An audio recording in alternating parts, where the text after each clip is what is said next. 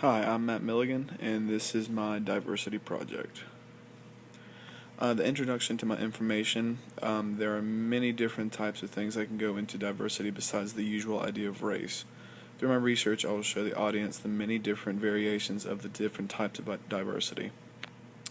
Today, the different types of diversity that you will look at obviously are going to be race, gender, social class, religion, nationality, and also exceptionality and non-exceptionality.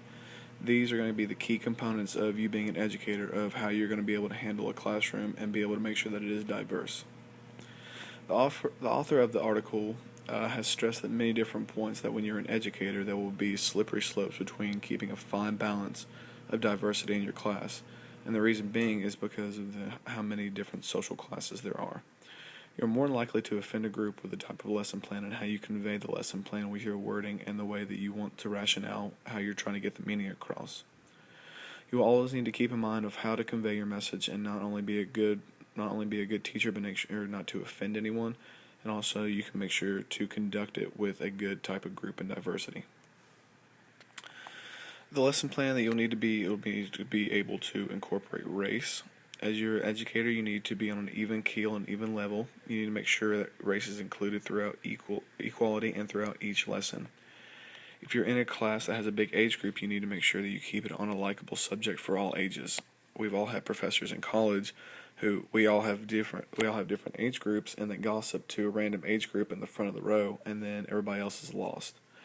Gender to the author is a huge thing. It is found that females are more likely to be sensitive on the subject and speak out as compared to their male counterparts who are less offended and will keep it in.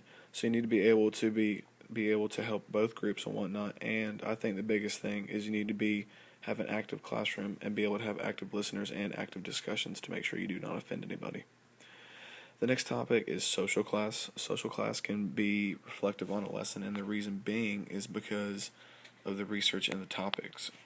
The research and the topic groups of social classes, that it says that hands-on are more certain types of social classes as compared to others that are less hands-on and more of a just regular learning base. So you need to be aware of your type of classroom. Another is religion.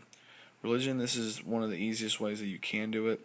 You need to make sure you do not offend your classroom. It's usually only brought up in history, but the article also stresses to be non-biased to any and all types of religion and never let your personal religion come out in a classroom setting or in a classroom discussion.